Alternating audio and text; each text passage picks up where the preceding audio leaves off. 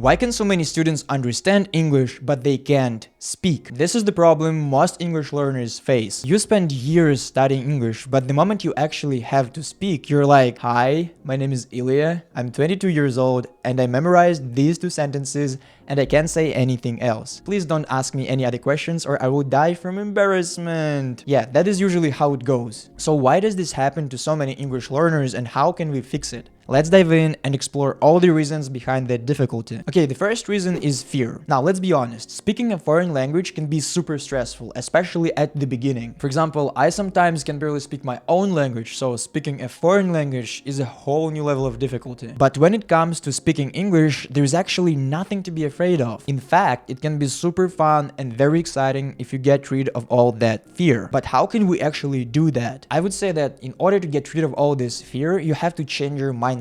Because it's often not about a lack of input. You can actually be putting in a lot of hours. You can be listening to all these podcasts, watching videos, reading books, but the result just isn't there. You don't see any progress. You're still struggling to speak. This exact thing happened to me when I was at the beginning of my journey. I was listening to English podcasts for hours, sometimes even up to 10 hours per day, but I still couldn't say even simple sentences. It was like as soon as it was time to speak, I would go into freeze mode. And this was happening because I was afraid of making mistakes. When we're trying to speak a foreign language, we need to turn off our inner editor and just let the language flow. It might be incorrect, it might be awkward as hell, but the first step to becoming fluent is learning to speak without fear. Only after that can we start correcting our mistakes. Because if you can't speak, there is nothing to correct. The second reason is a limited vocabulary. And this might sound kind of boring, like who wants to spend hours learning thousands of words? But this is the part where we need to bite the bullet,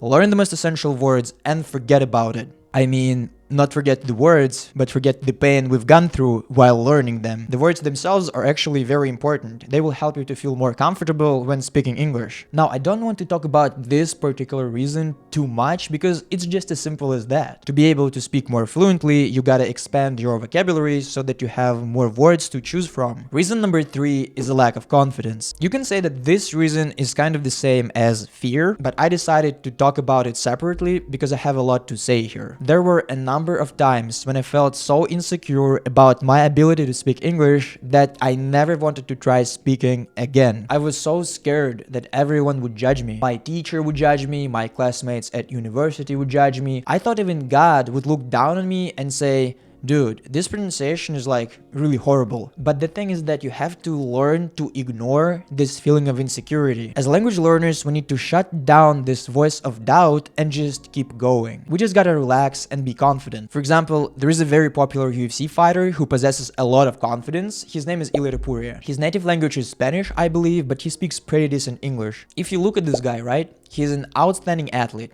A champion. He knows the fight game, the tricks of the trade, all that. So he has a tremendous amount of confidence. And the thing is, his confidence from the fight game carries over into his ability to speak a foreign language. He just radiates this confidence and people notice it. Look at the comments under one of his interviews. The guy couldn't speak English 2 years ago, but now he's doing 2-hour interview. Tapuria speaks better in his 5th language than I do in my 1st. So we can see that people really notice how confident he is. But of course, it's easy to say, "Hey bro, you just gotta be confident. You just gotta be confident like Ilya Tapuria and all your problems will go away." But what if you don't feel all that confident? In fact, it's the exact opposite. You feel super insecure. You are afraid of people judging you. What can you do about it? I will let you in on a little secret. Sometimes to appear confident, all you have to do is pretend that you're confident. Sometimes you just gotta fake it till you make it. There is no other way. Imagine that you're acting and you need to play a character who comes across as very confident. Just pretend to be that person while you're speaking English. You will be surprised that it's not all that hard to do. This method works like 9 out of 10 times for me. I promise, after a while, you will notice that you don't have to pretend anymore. At some point, this confidence becomes real and you can't even tell the difference. So yeah guys, don't be afraid, don't be scared. If you know that you tend to pause a lot when you're trying to speak English, just try try to power through these awkward moments and you'll be just fine. Sometimes we just have to embrace this awkwardness in order to grow. That's just how the cookie crumbles. I hope you guys found this video helpful. I hope I was able to provide you with some info on how to overcome these difficult